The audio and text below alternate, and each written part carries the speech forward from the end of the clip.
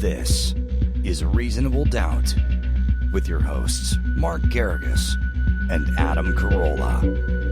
Welcome. It's been way too long. And Gary, how are you? I'm great. I agree. It's been way too long, but it's been a bit of a slow news cycle until, I don't know, what was it, Tuesday or Wednesday? And the world blew up, and I've been desperate to record with you. And I'd like to start out by saying, for those of you who have not figured it out already, I am not Adam Carolla. Unfortunately, we had some scheduling issues today. Mark was stuck in court. Let me fall on the grenade because it was all me. I was stuck in court all day. As much as I wanted to go run out, see Adam, I could not make it work. And this is my day job got in the way. So, well, we forgive you. And it just, the way the schedule shook out for Adam, it just didn't work. And he had the option of either he and I going or Mark and I going. And he said, why don't you and Mark? So we'll hear from him a few times throughout the course of this show. But he apologizes to everyone that we have a bit of an untraditional episode this week, but I think it's still going to be a fun one.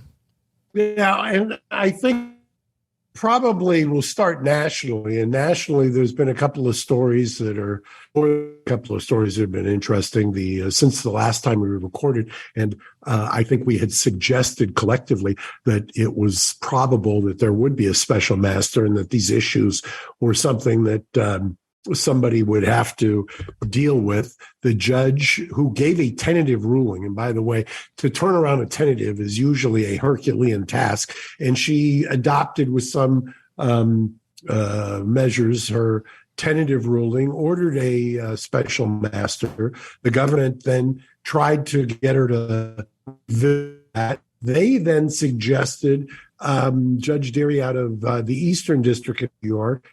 They, meaning DOJ, Trump's people agreed, and he's got it. He's been on the FISA court. Gary will remember that because we've talked about the FISA court. Those of you who are in the weeds on the Russia investigation will remember that FBI got it spanked about the FISA court, but this is somebody who's been there, and he gets rave reviews from people who have appeared in front of him for his even-handedness and temperament and everything else.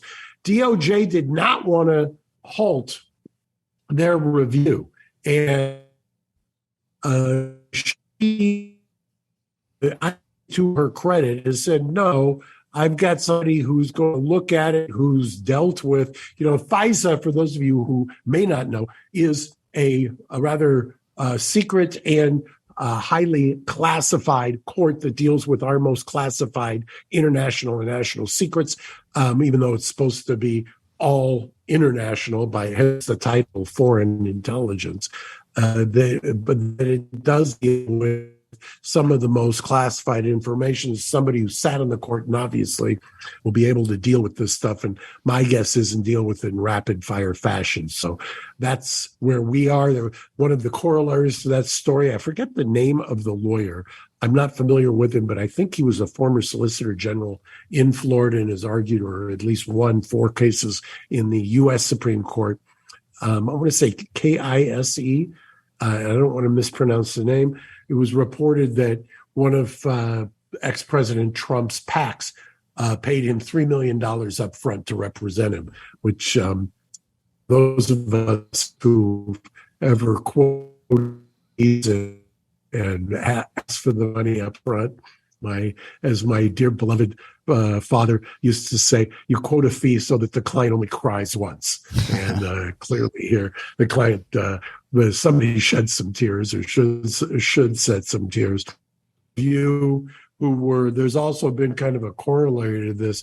I've noticed there's been some sniping back and forth between an MSNBC analyst and a CNN analyst, because as you know, Gary, I had pointed out, I thought the analysts were way off base. I mean, if I were to basically do a estimate, I would say 90% of the legal analysts that are on the traditional shows were all saying this was stupid, this was a Hail Mary, there was no precedent, blah, blah, blah. And you'll remember, I thought quite the opposite. I thought that any federal criminal defense lawyer worth their salt would have been in there demanding a special master. And clearly some of these privilege issues are not settled law.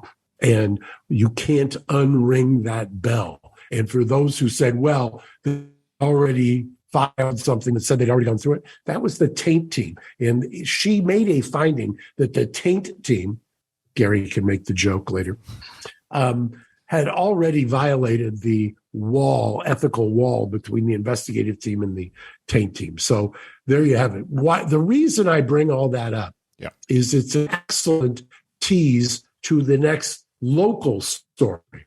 So you had all kinds of people talking about and people on what I always call my side of the aisle saying, oh, this Trump appointed judge, this was a stupid thing. Clearly there was something there, blah, blah, blah. Not having read the redacted affidavit, just assuming because the judge, basically doing what the logical fallacy of ad hominem attack on the judge because she was appointed. Doesn't matter that she was a former U.S. attorney. Doesn't matter.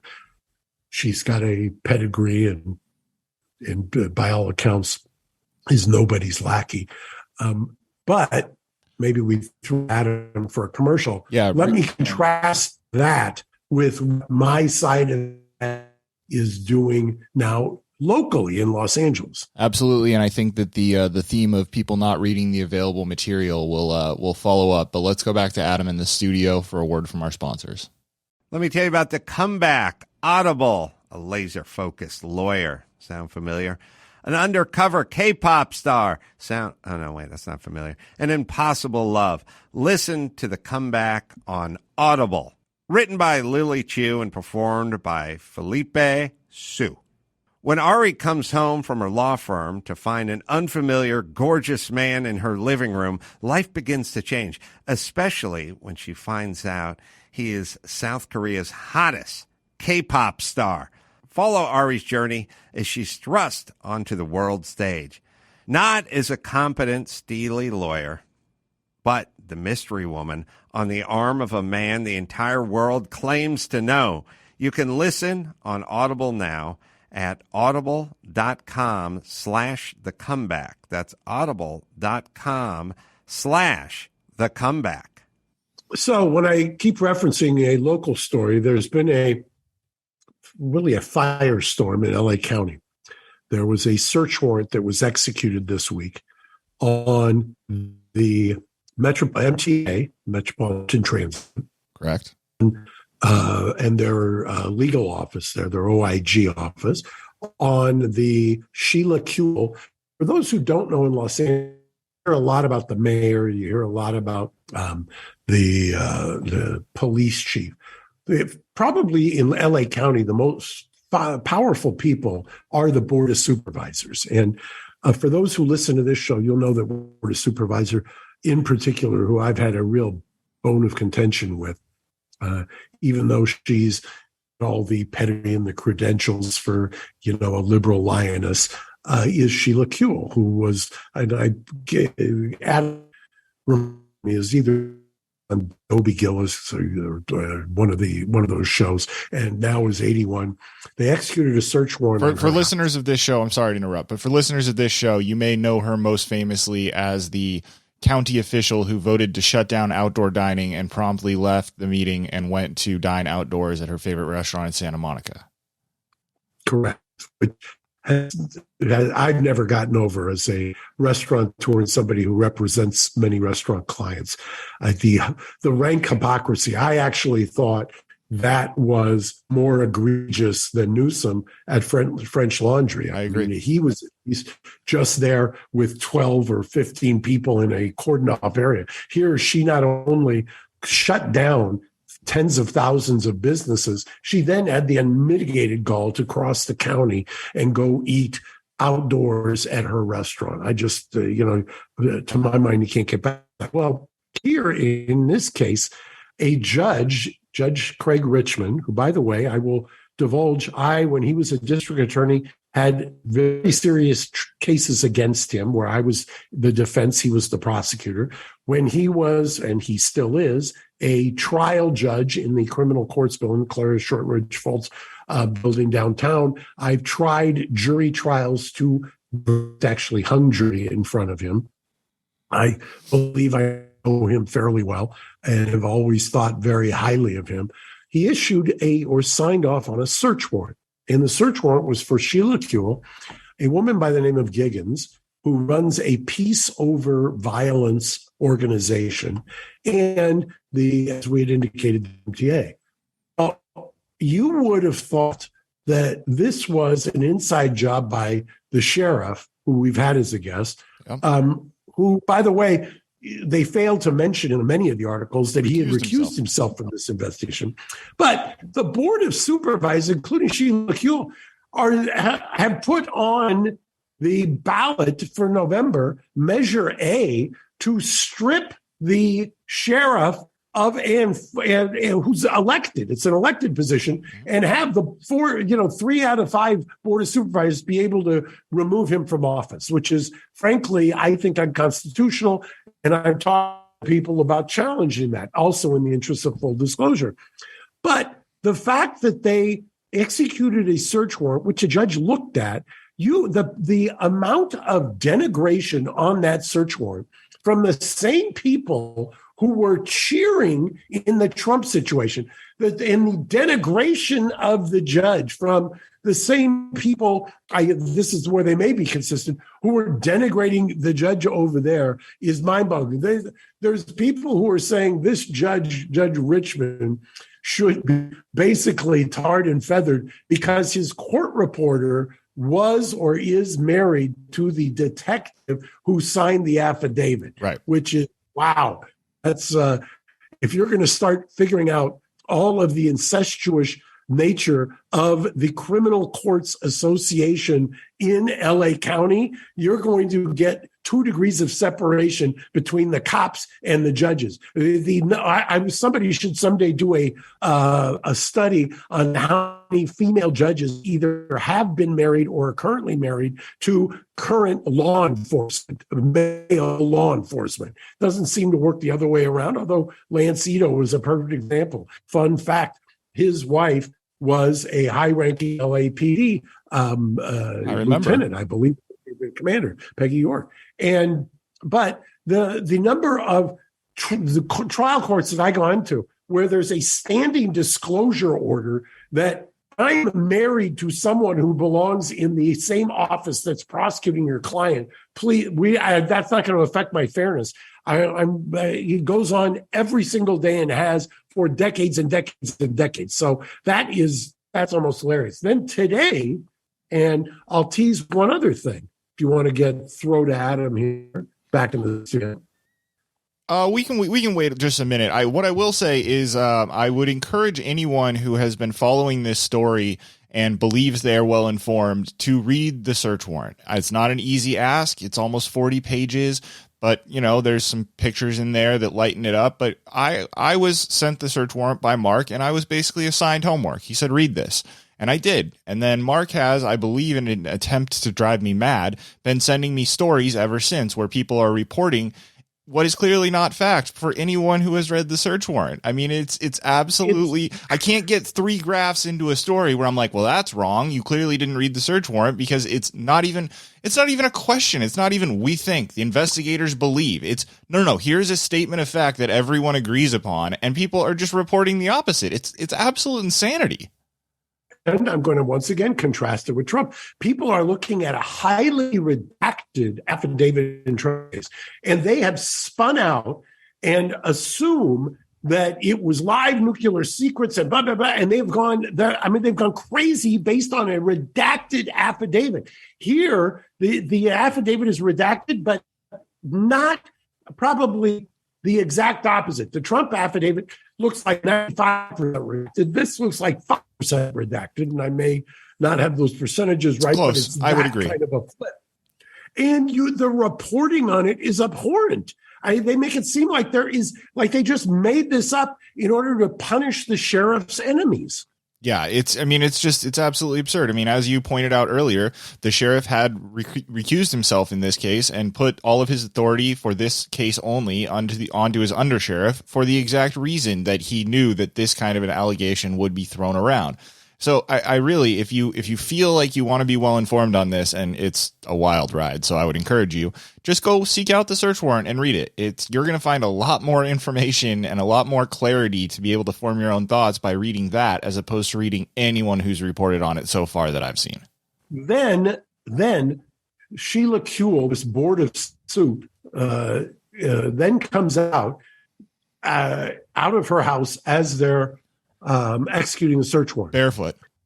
Barefoot, but dressed. Yeah. 7 a.m. She looks fairly, fairly like you would think. Was she expecting this? It's almost like she's barefoot so as to indicate that she may not have known, but she's fully dressed otherwise, which would indicate the opposite. Comes out and gives a press conference, or at least statements to the press. And you have it, Gary, because I think we just need to watch exactly, and I'll explain why this is just mind-boggling to me. Vamp for a minute. I do not have it ready, but I will get it ready. Okay, he's going to get it, and I'm going to tell you. She then goes on to say that the Office of Inspector General and the County Council, mind you, the County Council is the law firm that represents her on the Board of Supervisors, right? And the County Council represents the sheriff. She says, and Gary will find it, she says that not only did the Office of Independent Counsel or the Inspector General, OIG, tip her off, but that one of the county lawyers tipped her off, and they believe now that not only did they tip her off, meaning the night before they told her, you're going to have a search warrant, there's going to be a search warrant executed at your house tomorrow morning. Can you imagine the number of code sections that violates, that somebody from the county is giving the target the tip that they're going to be searched the following day. But once you've been given that tip, and they're aghast that the sheriff is out there seizing their hard drives and things like that. Well, I can guarantee you what they're going to be looking for. Can you guess, Gary, what they might be looking for? They're going to be looking for evidence of these contracts being collusion, basically. I had been. All right, I think I'm going to have this video for us here in just a moment, and I'm sorry if that was an incorrect answer to your question, because I was scrambling a little bit to try to. It's a subpart of the answer, I would imagine.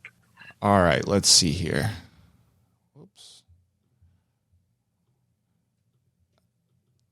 I had been texted last night by County Council that there was a planned search of my house, maybe as early as 7 a.m. So I thought, okay, that's what it is. So, put on some clothes, went downstairs, opened the door, and I have never seen so many deputies all in one place. Yeah, so understand, we started a little late on that. But she says she got a call that her house was going to be searched as early as 7 a.m. Right, night before. Yeah.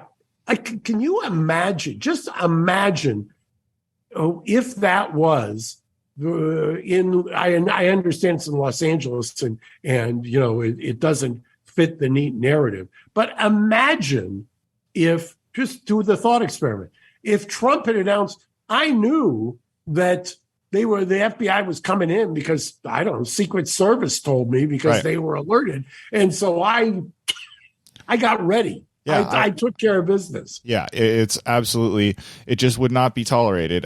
Real quick, before we keep going, I think we should throw it back to Adam in the studio real fast to hear a word from one of our sponsors. Please do, because I've got one more commentary on that, which is also somewhat key. Well, let me tell you about Backbone. What's holding you back from the ultimate gaming experience? Level up your game with Backbone. Backbone just released a PlayStation edition of their beloved Backbone 1. The officially licensed controller for PlayStation was brought to life in a collaboration by the PlayStation design team. The colors, materials, and finishes are all inspired by the PS5 DualSense controller.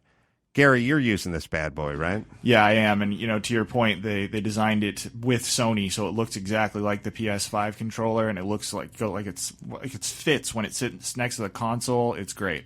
Simply plug your iPhone into the backbone and enjoy console-friendly controls as you play console games via remote play or cloud streaming services and App Store games as well. It is Backbone, right, Gary? Go to playbackbone.com/doubt now to order your Backbone. For a limited time, get a free access to over 350 console games and perks. Backbone is now the official partner of Diablo Immortal. Not only is the game specifically optimized for Backbone, but you'll also receive $10 in in-game perks. Find your next adventure at playbackbone.com/doubt.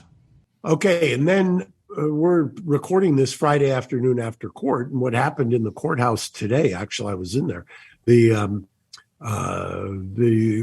another judge who is a judge of what's called concurrent jurisdiction of Judge Richmond, and this other judge I also know very well. Judge Ryan is one of the well thought of judges and is in a very hot seat type of judicial position. He takes all the things that are kind of hot to the touch. He ruled or found that Judge Richmond not appointing a special master. Guess why I'm bringing this up and tying it all together. After another judge had said there should be a special master, he issued a halt to the MTA portion of this, saying that there should be a special master and having questions that he wanted to answer, or at least having questions and freezing it until such time as he decided whether there should be. So for everybody who's out there bloviating about what happens in one situation when the target is somebody you don't like, well, guess what? You've got judges, brave judges, in fact. Judge Ryan, I would surmise, is not a Trumpian, but I could be wrong. But doing what he thinks and what probably, although I don't understand the concurrent jurisdiction issues, they're both Superior Court judges. I don't know how one overrules another. That's a question for another day. But you've got a situation now where the same kinds of things that people were calling foolish and idiotic and simplistic is playing out right here in our Democratic stronghold that is LA County. And so I know that I preach this quite a bit, but try doing the thought experiment, to quote Adam in absentia, a lot of times, because you will find that or legal reasoning, but cheerleading. And that's, I guess, the point of taking these two stories and bookending them here today for our kind of a big show, but I would say half a big show, wouldn't you? I would, but I would also, remind people that we're likely, if not certain, to have a Beyond a Reasonable Doubt coming this Sunday. Many of you have been asking about it, and we clearly will have a Beyond this Sunday. Yes, we will. We may have some surprises on Sunday. Just sit and just wait. Yeah, we've got quite a bit that might be going on. Now, just to back up a little bit, Mark, for anyone who might not be in the weeds, I think you and I focused a little bit more on comparing these two scenarios that we have playing out in Los Angeles to what we have playing out in Florida. But what exactly, and I can help you if you need it, is Sheila Kuehl being accused of doing here? What is the alleged? Well, basically, this piece on over violence organization has got what they call single source, no bid, whatever you want to call it. Right. Wasn't a competitive, a contract that basically is averaged, if you believe the affidavit and read the affidavit, to $8,000 per call. And so anybody who called this hotline. Right. So peace over violence, to unpack it for someone in the Midwest who does not know anything about this story. So peace over violence is an organization focused on eliminating violence in various places, but in this case, on public transit in Los Angeles. And one of their programs was they were going to set up a hotline where people could call in and report sexual harassment or, intimidation while they were riding the metro. And by the way, timeout is great. Yeah. I mean, who doesn't want that? You want a hotline. You want something. Actually, it's fantastic. Yes. No, I don't think anyone's really arguing that. But a local Los Angeles news organization became interested in this hotline and how long it had been running and what kind of call volume they were getting. And upon drilling into it, they discovered that some, if not a lot of the calls are being misreported as, successful calls where citizens were served when in reality. By the way, the local news organization, another caveat, because you'll find out that there's more to this story involving the media, was not Times, because this story would not fit their narrative on 4 different levels. It would show that the sheriff, for instance, is following corruption where he can. They don't want to know that because they want to take this sheriff out. It would show that Sheila Kuehl, who they cheered for, may have been not so transparent. They're never going to report that. And leave it to, was it KABC? I believe it was Fox. I think it was Fox 11. Fox? If memory serves. Okay, then give them their shout out. Yeah, I believe it was. So I wasn't positive, so I didn't want to shout it out. But since you asked, yeah, I believe it was Fox. So they did it. They did an investigation, and they determined that no, many of these calls that are being reported as successful interactions with citizens are hangups or wrong numbers or situations where the citizen decided to change their mind and hung up mid-call. And if you really drill it down to how many calls have actually been taken over the time of these 3 actually single source no bid contracts that are in question, that the taxpayers are paying $8,450, I believe is the number, per call. So that is. By the way, we're not talking inconsequential money. The contracts total a substantial 6-figure amount. Yeah, nearly $1 million, closer to $1 million than a quarter. Than 3/4 rather of $1 million. So there are these three contracts in question where, according to the regulations of Los Angeles, the only time you do a single source or a no bid contract is when you are interacting with a company trying to procure a service that no other company can provide. For instance, if they have a patent on the technology and therefore they are the only ones who can do it. This investigation that goes into these bids found that not only were there several other viable options, there were several that would have been done free of charge to the taxpayer. There are services out there that are funded in various ways that would have been able to provide this same service to the city of Los Angeles and its taxpayers at no charge. So the question is, why is Sheila Kuehl giving out 3 no-bid contracts to someone who she presided over the wedding of the person in question and has been lifelong friends with her, when in fact there are several other service providers who could have done it at a much cheaper or non-existent cost? Oh, Gary, now you're getting into the weeds and actually reading and trying to understand what actually happened here. Don't you know? We're going to just denigrate this and ignore it because it comes from Sheriff Villanueva, who happened to be recused from this. Mind-boggling. This is why I really encourage anyone who if you think that what I've been saying during this is kooky, fine. I don't care. If you want to be informed, go read the search warrant, because there is a lot you can learn just from that. Obviously, you have to parse your opinions of what is in that, because that is prepared by law enforcement and they're seeking an outcome. But that is where you will find the most unfiltered information that I have found on this topic. Now, I want Mark to be able to weigh in one more time, but real fast, we're going to throw it back to Adam in the studio, and then Mark and I will be back with closing thoughts. Let me tell you about Geico. Do you own? Do you rent? Well, sure you do, one or the other. And then there is Geico. That's right. They make it easy. You can bundle your policies, your homeowners, your renters insurance, your automobile insurance, put it all together and bundle with Geico. Very easy, very fast, and a lot of peace of mind. It's a good thing, too, because you already have so much to do around your home.